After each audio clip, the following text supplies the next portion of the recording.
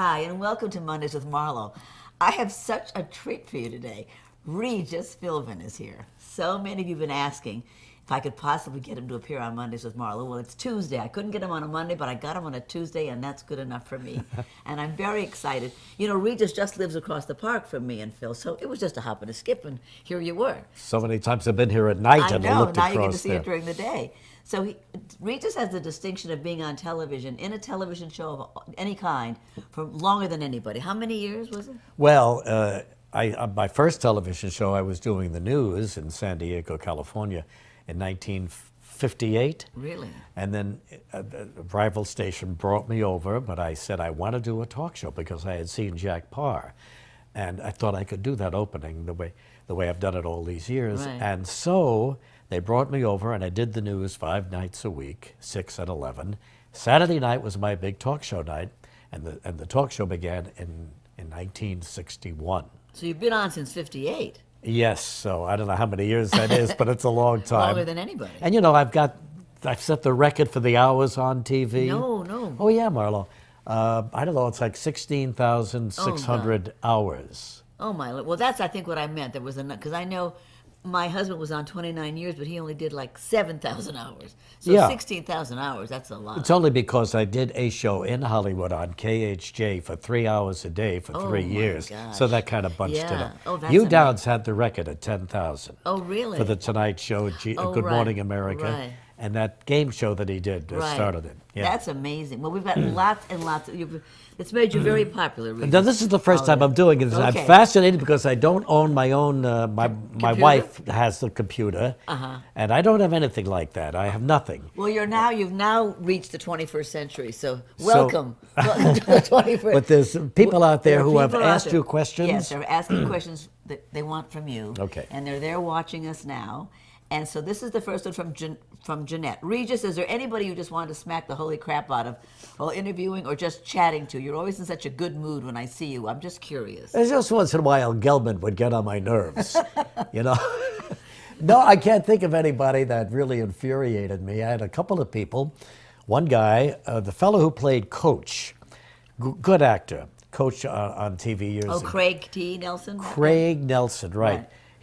I think it was first to him. This was his first time interviewing, and he began looking around the studio, honest to God. And as he turned, he wound up over here. Oh, my God. So I turned my way around that way, and I continued the interview. It never occurred to him. Anyway, guys like that made you a little nervous. Yeah. But no, I always got along with them. Phil always said the people that he didn't like was the people that just answered questions like yes or no. Well, that's the worst. You know, you really want to have an interview. Mm-hmm. This is from Ghost World NH. Hi, Regis. Can you offer some tips on staying positive while you're going through hard times?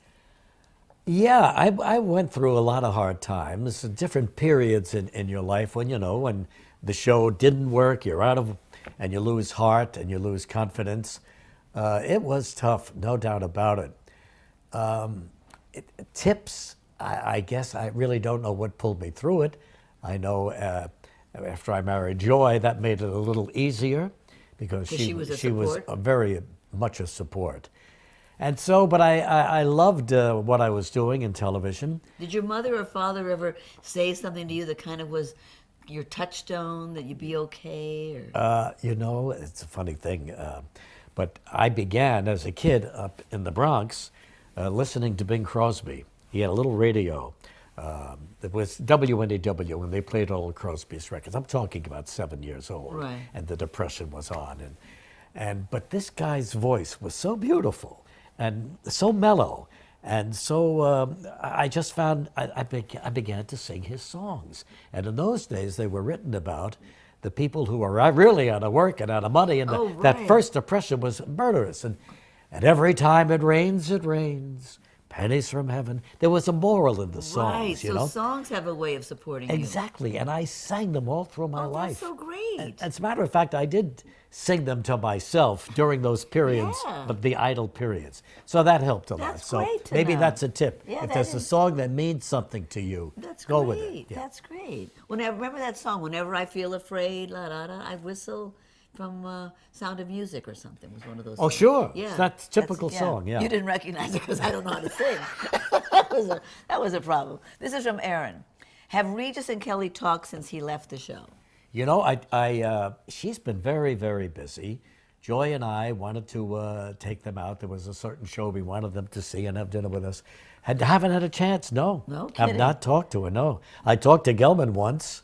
You know, I don't want to bother them. I know. I'm out of it now, and it's Right. their baby, I and let know. them do what they've got to Absolutely. do. I get it.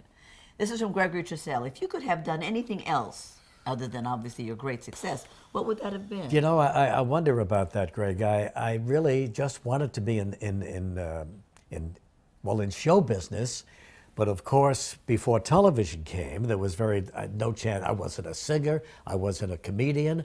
I didn't have a great broadcasting voice, so I didn't know what it was until television came along. And then I saw maybe those jokes that I used to tell to the guys that I lived with up in the Bronx, who would meet every night at 7 o'clock around a candy store. Like the diner. Yeah, exactly. And I could have some fun. After seeing Jack Parr, I felt that's what I could do. That's how I could maybe start a show. Yeah. And so it began really with reporting the news, writing the news for Baxter Ward up in Hollywood, and then writing it for myself, and then doing a radio from the news wagon, and then on TV, and then finally the talk show, which was the substance of it all. It's so interesting that so many of you guys in broadcasting really always wanted to do that. Well, as soon as I saw TV, I thought, yeah, that could be the one thing in show business that's that I great. could do. Well, this is from Paula. What's the one thing you know now that you wish you knew when you were growing up? When I was growing up, you know that you should not be afraid to tell people what it is that you want to do with your life. Mm-hmm. Because I was so intimidated, I could never tell my parents Really? what it was. I wanted to be Bing Crosby. And so as I grew up, and I understood it, you're not going to be Bing Crosby, but still I thought, well, maybe I'd like to be a singer. I loved him so much. So I told my parents, when I graduate from Notre Dame, on that day, I will tell you. So they drove to Notre Dame. And 2 weeks before, and I had no idea what it was, and I didn't take any of the right courses because I was afraid to tell people that I wanted to be in the business. So finally my parents came, and I had met a guy 2 weeks before we graduated, a kid that I had hung around with for 4 years. And I found out he could play the piano. I said, Gus, do you know that song, Pennies from Heaven? Of course. We went over to the music hall on the campus of Notre Dame. Your husband knows exactly where that is. And we rehearsed Pennies from Heaven for 2 weeks. My parents drove up. Yeah. I said, don't say anything, Mom. I'm going to tell you now what I want to do. So I wanted to show them instead of just tell them. Right. Took them to the music hall. Went into the little room where you do all the auditions and the rehearsals. Right. And there was Gus. And I gave him the head sign. And Gus started, and I sang to my mother and father. Oh, how dear. And in the song, you're so sweet. You're saying, well, it is a moving story, well, that's isn't so it? sweet, yes. My mother started crying. Yeah. She was an Italian woman, Yes. and she didn't want to hear. They wanted me to be a doctor or an attorney or someone of substance. Not for somebody God's waiting for pennies to Please, yes. What is that all about? And then my father was Irish, and he was from the east side. My mother was from the west side here, and I could see him getting worked up. He was a Marine, he was a boxer, he was all You those. didn't go to Notre Dame to do this. Exactly. I know, Exactly. I And I know. realized, by God Almighty, these people, helped me get through Notre Dame. I did work every day I was there, but they were the ones who put the course, tuition yeah. up. And so, what am I, crazy? So in the middle of the song, I said, I'm not going to do that. But maybe television one day, Mom. But I've got to go in the Navy now. The war was on. And so that's how. So the one thing you knew, I'm sorry I got on that Bob story. It was a good story. But yes, don't be afraid to tell people right from the get-go, early on, that you've got the ability to do it, and you want to do it, and you'll make this company or whoever you're working for better by doing it. That's great. This is from Paul. What is the riskiest thing you've done in your life since you've turned 50? Since I've turned 50, let's see, that was about 50 years ago. Since I turned 50. Well, since I turned 50 was come to New York. Oh, yeah. Because we had all worked in LA so long, and you get quite accustomed to the sunshine and everything. And I was out of work for a year and a half. And Did you have contacts here? well, the guy who was my general manager at KABC, Right. the ABC affiliate in Los Angeles, became the president. Oh. And so he knew. And I had an agent at that time named Jimmy Griffin, who went to John Severino in the building down here for ABC and said, you know, Sev, because he was angry with me that I left ABC. Yes.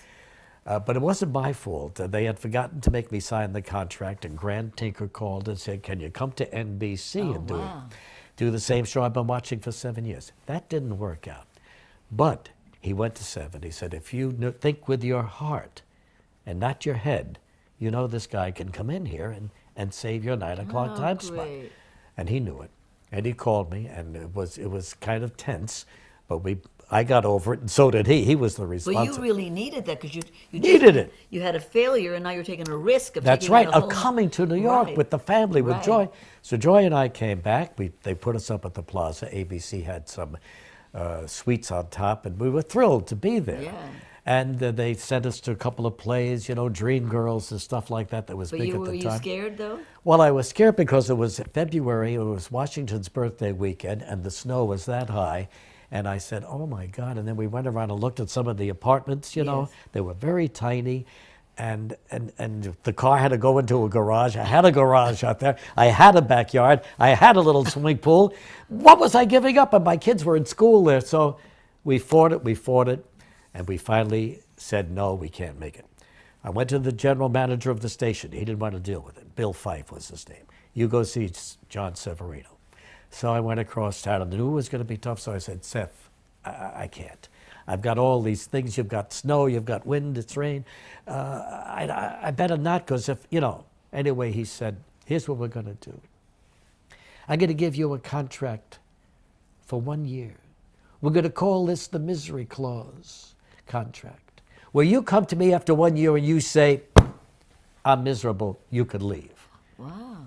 So I said, for 1 year, you know, it's not the rest of our lives. Right, that's right. So I went back to the Plaza Hotel. Back to Joy. Joy was sitting in the Oak Room thinking, we're leaving. Right. And I said, Joy, there's been a change. Can we do it for 1 year? Why not? Let's look upon it as a vacation, something different in our lives. And so we came back, and that 1 year then worked into 28 years. Oh, isn't that great? And the show became a big hit. That's so great. Well, here's an interesting question from Marissa. Were you ever bullied as a kid? And what do you think can be done to stop bullying? Were you ever bullied as a kid? Well, you know, I went to Lady of Solace, which just closed in the last 4 years.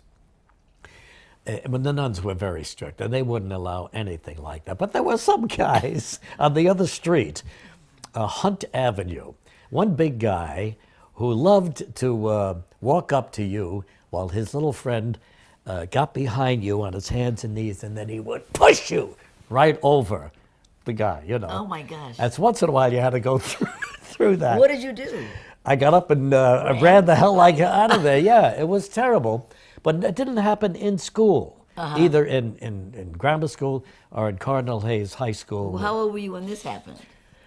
Well, this would be early on in grammar school, you know, when we were really kids. I'll always remember that. But I understand, I know what the bullying is like when I've seen it happen, you know, but it never happened to me, where kids are ridiculed and really figuratively, you know, literally molested in the head about who they are and what they are. It's terrible. What do you think could be done to stop it? Oh, my God. I just wish there was a movement in this country right now, because, you know, these things are getting serious. People are going with guns.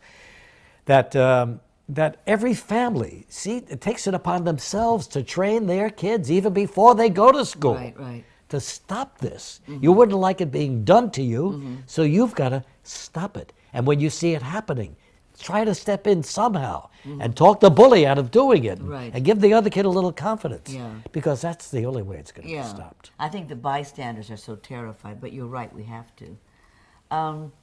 This is from Paul Green. How have you managed to balance work and family life and maintain a lasting, committed marriage in the entertainment industry? This is a question you must be asked a lot. How long have you been married to Joy? 42. Wow. It'll be 42 March 1st. And what is that? That's coming up, right? Yes, it's any minute. You better Any go minute shopping. You better get out there. No, 42 years. That's and great. it wasn't all easy. I know it was difficult on her, because... Oh, she's so crazy about you. She is Really? so... Oh, are you kidding? Sometimes I look at her and I wonder. Oh, no. Hi, Joy. No, I've seen it. She's looking right now. I've seen it. You think so? Oh, yeah. Yeah. And anyway, how do we maintain a family life? Well, we had the two little girls, and again, I was out of work for a while, and then there was Severino who brought me to Channel 7 in Los Angeles. And I did the news. I did entertainment news. Right. I was like the entertainment director. So you balanced that with But it was tough because then he gave me the morning show to do. Oh, right. So listen to this. I did a 90-minute morning show at 9 o'clock in the morning. Then I would prepare the 5 o'clock news. Oh, my. And then I would go out and get something for the 11 o'clock news. So I would come home for dinner. But it was her. She was She was a saint. She was the I mean, saint, and she really. was the solid force in the family with Absolutely. those two girls, Right. So I owe it all to her. She managed it. That's great. This is live from Betty. Hi, Betty. Betty. She's saying, I miss you on TV. When are you going to get another show? Well, I just got back from Los Angeles. I had some meetings out there.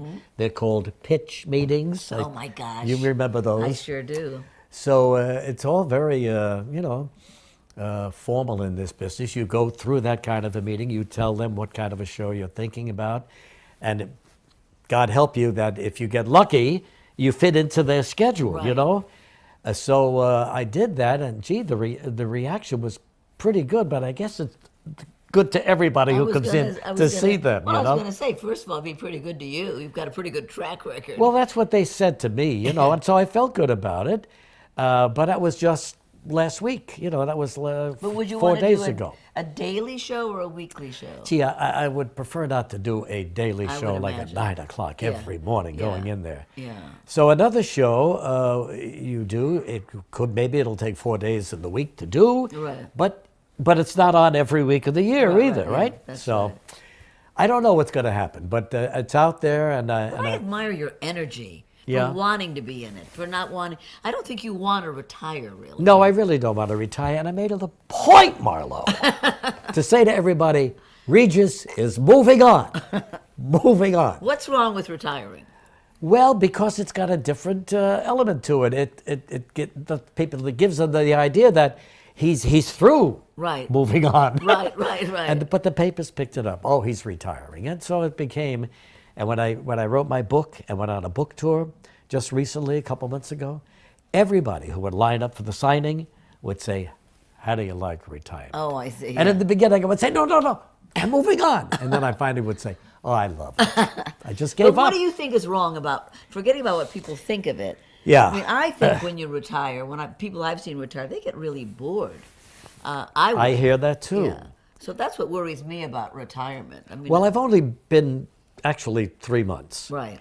So, and I've Moving done a on. lot of guest shows and, Yeah. and so on, and I got that book tour done, and so I was busy. Yes, right. But I understand what you're Yeah. saying, that if you do lay out and have no inclination to go back into it, it can get Right. Boring. time-consuming Yeah. and boring. This is from Michelle. Well, everybody wants to know about your marriage. Any tips on keeping the spark alive in marriage? Now that you got to have tips on this. We Yeah. love tips. I wish this was the kind of show that Joy could call in and tell everybody the tips that I have in keeping the spark alive. Well, one of them is that you're fun to be around. So you guys must have fun together. Yes. I'm crazy about her, and That helps. and so I do the dishes afterward. Whoa, he does. Absolutely, The dishes. pick Okay. those dishes up and put them under the. I do a lot of stuff. Okay. No, but I mean I Are hang you around. romantic? I think so. Oh, yeah. good. I think I'm. Yeah. Yeah, I could be a little more romantic than her. Huh? How does that happen around I here? know, I know. Who's the more romantic one between Me, you of and that animal Phil? I'm obviously the more romantic one. Okay. All right. Okay. Here's some health questions. Yeah. I'm a healthcare communications professor part-time. I would like to ask him what were some of his fears and now his wisdom regarding his own personal health. So what are your It's an excellent question. Well, I mean, I've been through everything. I have a titanium hip. I have a triple bypass. Right. And, So did you have some fears about that? oh, I did. But, I went to great doctors here in New York and was satisfied, and I felt a lot better. Lately, I must tell you, and I want to know if you suffer from this too, I have trouble falling asleep. Oh gosh, yes. And so I do take once in a while some sleeping pills. Right. And the next day I wake up and a little groggy, Oh, I you know? know, I know. And they're becoming a habit. Well, they're They are becoming a habit habit. forming, yeah. Do you? Yeah, have I'm you- trying not to take the sleeping pills. Instead, I'm just renting a lot of movies. And I just watch movies at night until you? I fall asleep. Or I'm reading Steve Jobs' book now, which Sure. is fascinating, but you can only read so long and then you And then start you- to fall asleep. So reading does it for me. Phil has no trouble sleeping. He's on the other side of the bed snoring. He's Irish, you I know. I'm only half Irish. The other half is my Italian side. Well, that's what I do worry about is not sleeping. Right. And if I do fall asleep watching a movie, an hour and a half later you wake up. And so that's what. Do you have some wisdom now about your own personal health? What would you Well, I know I have worked out all my life in the gym, and we've got a gym, you know, that in the building? Reebok Center of 6 floors, Oh, right that's in the right. same building I Oh, live that's in. great. So it makes it so much easier. Right, that's great. Yeah, I've always done that. And I think it's very important. Let's see, I want to go past it. What is one thing you've never done? This is live from Donna. Hi, Donna. Donna, What is one thing you've never done that you would love to try? well, I tell you, if we're talking about our business, I would love to do a variety show. Oh, you'd be great. You remember the old Dean Martin show? Yeah. Of course, it was a fabulous show, and there was so much The talent roast, you around mean? it. No, that preceded that. Oh, with Where- the girls, with the dancing Girls and the Yeah. well, We mean like Ed Sullivan. well, exactly right. Yeah. Sure, Yeah. it's a combination of Ed Right, Sullivan and right. Martin. Well, that'd be great. That should be easy to But sell. you know, there doesn't seem to be the interest in variety shows anymore, oh, like probably they because used to be. American Idol and The Voice. Yeah, they've taken its They've place. taken You're it, yeah, absolutely yeah. right. They just want to hear some kids get up and Right. the judges are there, and that has taken the place. But I still think a variety show has a place in our business, Yeah, and that- I'd like to try that. I think you should. Another thing you could try is like skydiving or something. Did you ever think about that? Yeah, I have thought about it. I've no, dismissed no, it. Me I've too. I've dismissed- dismissed, no, I've dismissed that and bungee jumping. that is those are two tough ones. This is from Rhonda K. Cornell. Hello, Rhonda K. Cornell. What is your favorite thing to do with your wife, Joy? Well, Do you like to? you know what we do? What? Saturday nights we have a date night. Oh, how neat. Yes, up in Connecticut. Uh-huh. And we're there, you know, a lot of the time. And we go to a restaurant called Valbella, which is right off I-95. Right. And we have a table that we've been sitting at for a couple of years Oh, now. nice. And the lighting is just right on Baby Joy. And you look pretty too. Yes, and we have a couple of Cosmos. Oh, that's lovely. You have Cosmos? Yes. No, I like champagne. Do you really? I Yeah, love well, she does too. It's a Cosmo with me. And that's a very special night for us. Sounds nice. Yeah, and that is, I think, our favorite night of That's the how week. you keep the spark in your marriage. Yeah, by the way. you're absolutely right. That is having a date night. That's great. Let's see here. How did you get through the struggles in your life? I think this is from Debo. I think you kind of said that you just believed in yourself, right? Or, Yeah, you're absolutely right. this is you the know, thing everybody wants to know because everybody's struggling, especially now. The economy's bad. People are out of work. You know, husbands and wives are both working. There's a lot of struggling right now in this country, and I think everybody wants to know how do you get through it? Do you talk out your problems with your spouse? Do you, yeah, that's. I how do did you- that. How do you get through it? And then there was a new game out there for kids called Pac-Man. Remember Pac-Man? Oh, yeah. And I learned how to play Pac-Man. I was dynamite at Pac-Man. I would blow, but just to get through the day, but I don't know how I got through it, to tell you the truth, because I'm talking about like a year here, and maybe a year, then 6 months, when nothing was going on, and I felt like I had failed. Right, of course. And you've got to rebuild your confidence before you can even try to get in front of a camera again.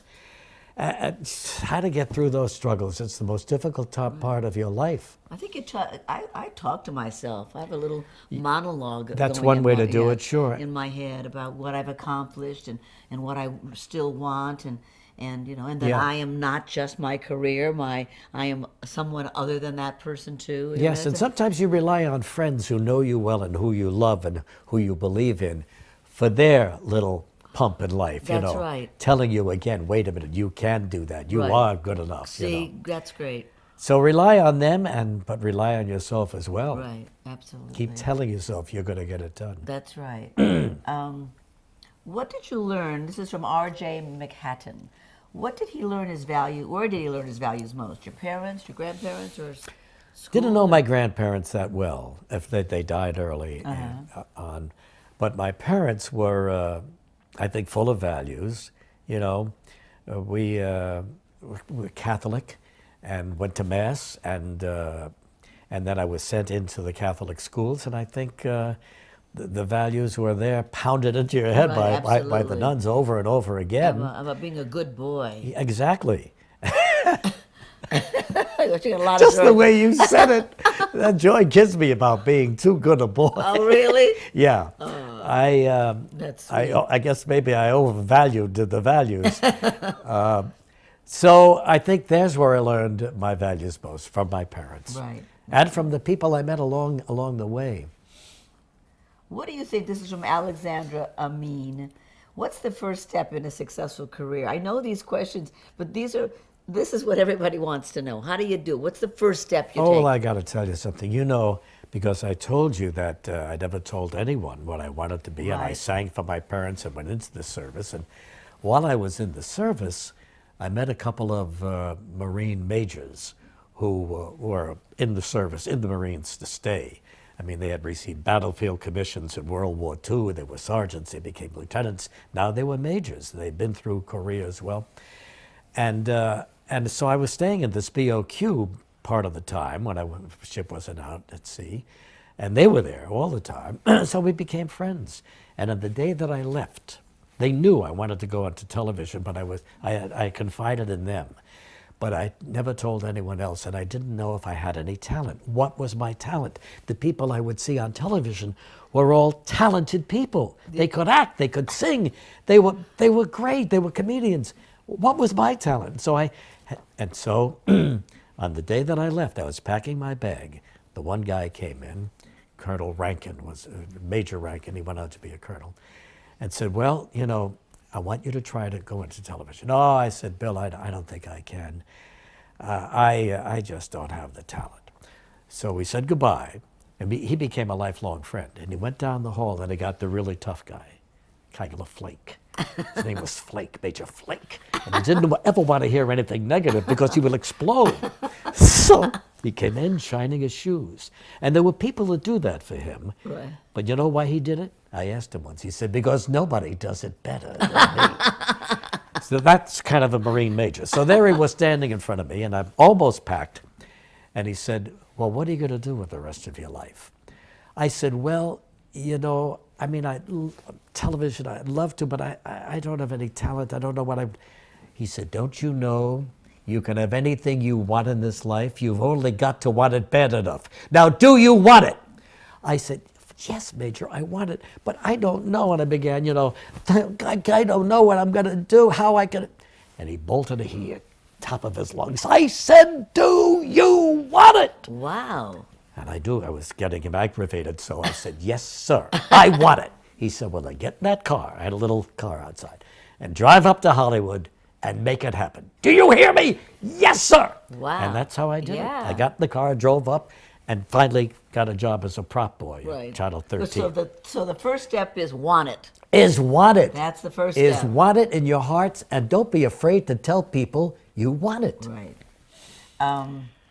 Do you think this is from Paul, live. Hi, Paul! Do you think someone's ever too old to go for their dreams? My father is 65 and has always wanted to be a writer, but he just retired from an accounting firm and he thinks he's too old. Not to be a writer, no, to be a Joe DiMaggio or Mickey Mantle or a basketball player. No, but this is the perfect job for him. Yeah. And apparently he knows he can write. He's confiding in you. Now he's just got to be told, yes, Dad, you can do it. That's right. Only 65. He's a kid. Let's see. To what do you owe your longevity in show business? We really miss you. This is from Debbie Forrest. I would say what you owe to your longevity is you really do love what you do. No, you're exactly right. No, I did love it, and I still do. I really did. I love the opening segment, which gave me a chance to talk about whatever I wanted to talk about for the first 20 So minutes. spontaneous. And that was the hit of the show, I and people know. understood where that was coming Right. from. And then I loved the fact of getting a good interview, a better interview out of that guest than anyone else could do. I mean, I tried for Yes, that, you know. yeah. And so I did love the job. And I still do, and I really feel I'm going to be back on television soon. Of course you will. Yeah. Of course you will. This is live from Nikki. Everyone is always doing impressions of you. Out of all of them, do you have a favorite who does one? Phil does me pretty good. Does he? You know, yeah. No, but Dana Carvey I always thought was the best. I mean, he was the guy who started that line, "I'm out of control!" I never said that. You know that I never said that. That's funny. But they're all pretty good. There's a whole flock of them out there. They're great. This is from, well, you're not going to like this. This guy's saying, have a wonderful retirement. We'll pretend that. See what I mean? Bob Weedman, Bob, moving on. He wants to know what your hobbies are. Do you Well, have a hobby? I go to the gym practically every day. I do play the stock market. Well, oh, that's a hobby. That's an expensive hobby. expensive hobby. No. You know what? It's a form of gambling. Yeah. And so you bet on a stock, and it goes up, and you won. It goes down a little bit. You know, you wait for it to go up. But that's one of that's probably more of a hobby that I should have. This is from Sue Walker. I bet everybody wants to know this. What was your most embarrassing moment on television, and how did you handle it? Did you have an embarrassing moment? You must have. Yes, you know, on the Joey Bishop show, and you remember Uncle Joey. Oh, gosh. Everybody had an embarrassing He moment was with Uncle very Joey. close to your father, Danny Thomas. Yes. So anyway, Joey had this talk show. It was back in the 60s, and I was his Ed McMahon. Ed McMahon, yeah. And one day he said to me, "You're going to have to walk off the show." Because Johnny's coming to L.A. for a week. When those days he used to come for a week at a time when he worked out of New York. And we want to get something, you know, that's going on that people will tune in every night to see if Regis came back. And so, but you'll come back, but you must walk off the show. Oh, my gosh. And so I walked off the show that night, and that proved to be an embarrassing moment. And it took a lot of heat for it because I couldn't tell it everybody. Oh, Joey wow. said this would be a good thing Did you to have do. to have an altercation to do that? No, I just said, you know, I was out in the hallway, Joey, and I heard the ABC guys talking about me, and that maybe I was holding you back, and you know, so I didn't. I don't want to. I know this is your big break, and I mean, I was. Oh, you took it on yourself. I took it on your myself. Wife is right. You're too good, Regis. But in the book that I just wrote about how I got this way, I said, it's time to explain why I walked off. Wow. Joey's gone, Johnny's gone, we're all gone. This is it. This is why I did This it. is your But that moment. was an embarrassing moment. Oh, that's funny. Okay, now, I know they're telling me to come up, but we have a few more. So let me just say, this is live from Maureen. Was there a moment when you realized you were famous? Yeah, a couple of moments near the end of my career that I just wrapped up, when I saw things and I heard things that I had never heard before. Right. And I think sometimes that's when you find out if you're any good or how people really feel about it. Nobody tells you while you're doing it. You know, it's only after you're gone that people say, "Oh, Gina, we miss you," and it was great. So did you answer the question? I think, what was the question I again? forgot. I'm getting older too. There it you know. is. But when did you realize you were famous? Yeah, when I left. When I moved on. That's hilarious. Okay, I've just a couple more here. Let's see. You know, Arthur Godfrey, did you ever meet Arthur Godfrey? Yeah, did you? I did meet him once. You know, my Uncle Mike, Mike Basha, was his press agent for CBS. It was so funny that here I had, and I would go down and see Godfrey, who would be in Letterman's studio, you know, Right. before it became Ed Sullivan's studio. Anyway, yeah. And was he a tough guy to know? Well, I didn't get to know him that well, but, you know, he was very kind to everybody that he shook hands with. Okay, this is our last Yes, question because I'm getting yes, the hook, ma'am. but I think it's a good question, so I want you to really answer it. This is from Don, but I think we all want to know this. What is the best advice anyone ever gave you? Well, what that Marine Major said, and he said, "Don't you know you can have anything you want in this life? You've only got to want it bad enough. Now, do you want it?" And I think that's great. that's what got me started Right. in my television career. And every time I have a problem, I do think of the Major saying that to me. Do you That's want it? great. You are such a good. You're not just a good boy. You're a really good man. How did you meet your wife, Joy? She picked me up anyway. No, no. Yeah, how did you meet her? Oh, she No. was a secretary, Yeah, right? to Joey, yeah, Joey. yeah. So you did get something good out of that. That's it. All right. You well, said that, miss, not me. we have to close because All they'll, right. they'll take. Hey, it I away. loved it. It was fun. It was fun, right? So thank you everybody for tuning in, and we'll see you next time. And thank you, you sweet Thank good you, man. baby. You are so great. Are you Thank going out to Hollywood to do your show out there? No, no. Are you sure? It's Los Angeles is bringing no. the. This is where I am. I'm right here in my living All room. right. Bye-bye, everybody. Bye-bye, everybody. Thank you. Thank you.